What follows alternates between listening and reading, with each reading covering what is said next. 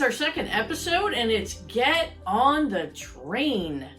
Hi, I'm your host, Angela Dillmon, here with the owner of the Dillmon Group at Keller Williams Realty Chesterfield here in St. Louis, Missouri. And this is my co-host.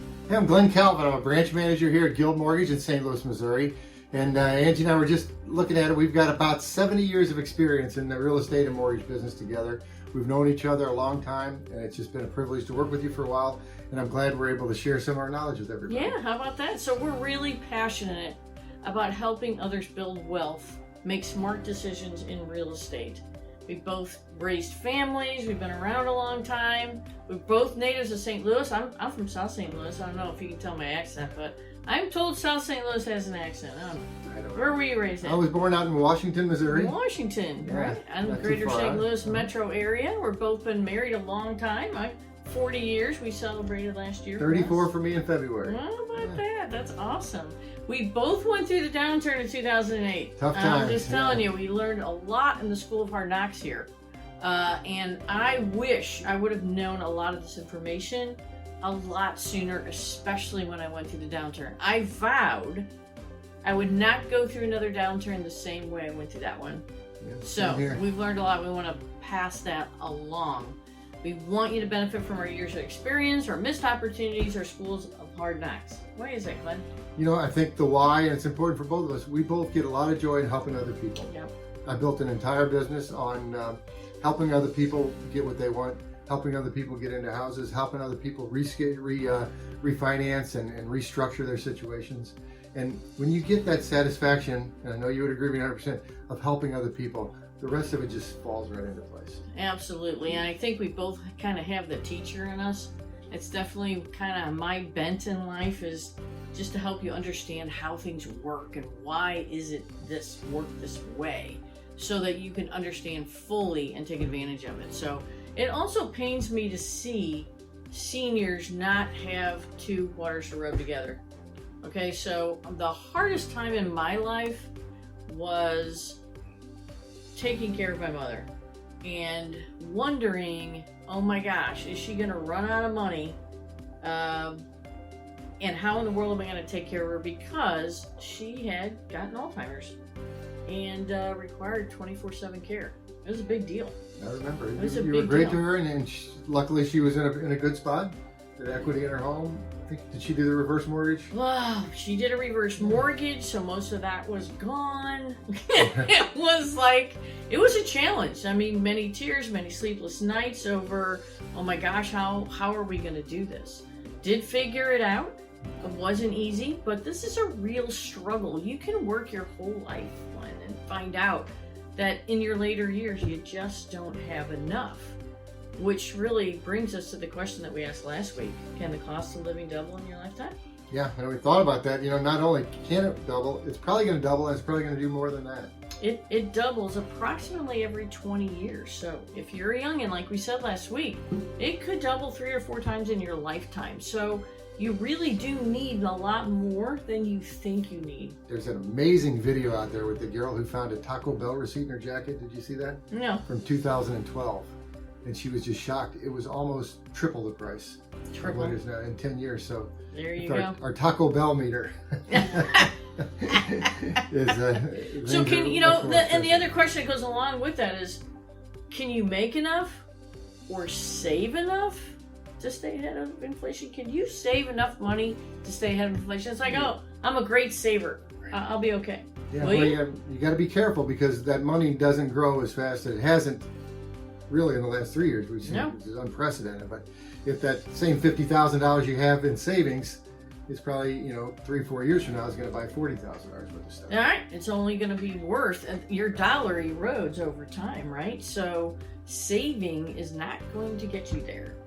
This is why we're talking about real estate and being smart and investing. What did we say the definition of wealth was last week?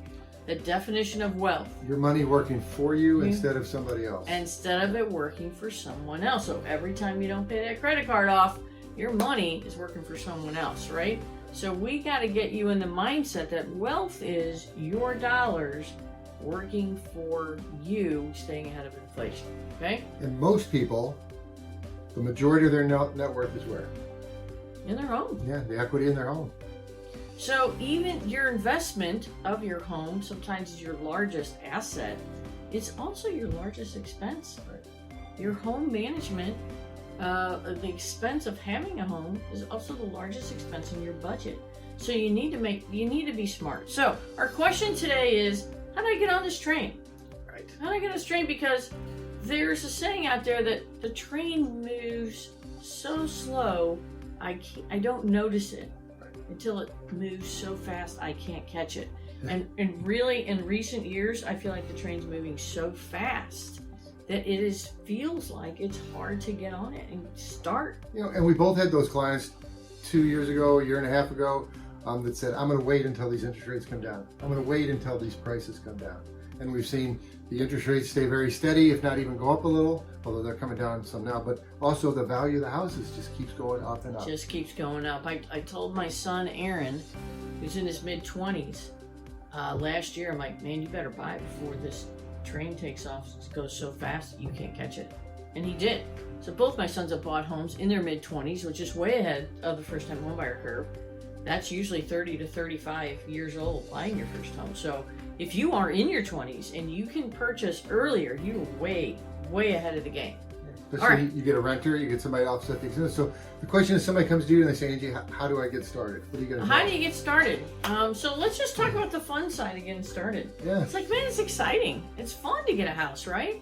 It's fun to make it your own. Go in there and roll up your sleeves and paint it just the right color and maybe friends over and neighbors and just have a great time. Maybe get a great yard or great outdoor. So we call that pride of ownership. I like that saying, because you're just proud. This is something that you have a stake in. Yeah, you don't have to have a landlord tell you what you can or can't do, right? You can get that dog, get that pet, right?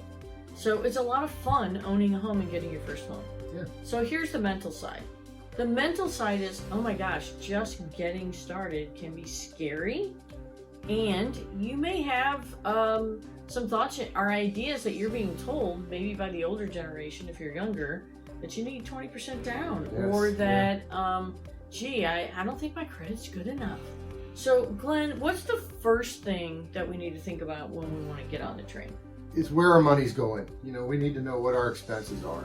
And I think if we're going to wait until we have no debt and we save 20%, and it's going to take us 4 or 5 years, I don't think that's a good option, because you're missing out on that appreciation of the home. And you're still paying, unless you're fortunate to live with your parents or a buddy or whatever, you're still paying rent, and that money's going to make that landlord. So my favorite thing is to start with that budget, to know and be in a good spot to where I'm not short every month, that I'm not spending more than I'm taking in, and that I've put myself in a good place.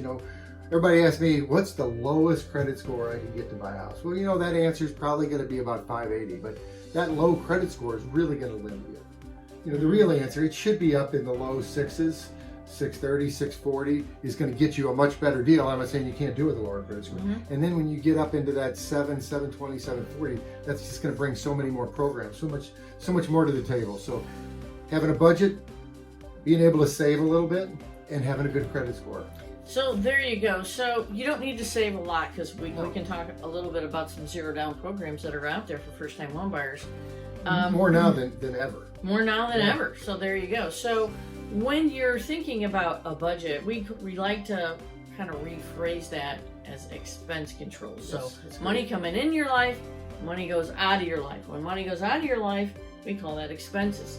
If you can control that and harness that so that you're investing first and living on the rest, Simple Path to Wealth book, great book. That's what he advocates. Figure out how much you can set aside. You're going to set aside every month, so when you are older, you do have more than 2 quarters to rub together. You're just going to be happier. You're just going to be happier. It's old Ben Franklin that says, if you bring in, maybe today's numbers, you bring in $24,000 a year and you spend 23, you're happy. You bring in $24,000 and you spend 25, you're going to be miserable. You're going to be miserable. So expense control is first and foremost. The next is working on your credit.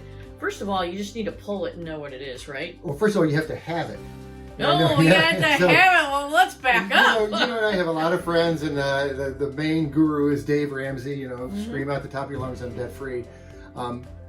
You still need to get credit. I see these kids that come out of that school, out of college, and they have no credit. So Oh, is there any good credit hacks for? Okay, so if you're a parent or a grandparent and you want to set your youngin' up to succeed and to be able to buy a house in his 20s instead of waiting into their 30s, because they're going to get on this train a whole lot sooner and ride this appreciation wave, right? Mm-hmm. So what is a great credit hack to help them build credit? Yeah, so you want to make sure that they've got their own credit card, and maybe it's taking a young person and open up a $200 secure MasterCard that they can pay, gas and fast food or whatever, and then pay it off. Then you can also add them as an authorized user to your credit card, and that gives them all your goodness and points and really helps boost that score. Woo! We did this for one of my sons. We put him on our credit card. They don't even need to have the card, okay?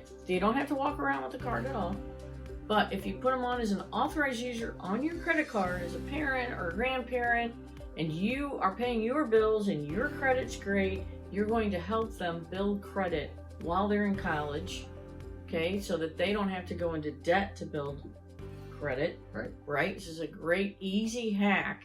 People don't know about it, but it works. That concludes part 1. Be sure to catch part 2 for the rest of our discussion.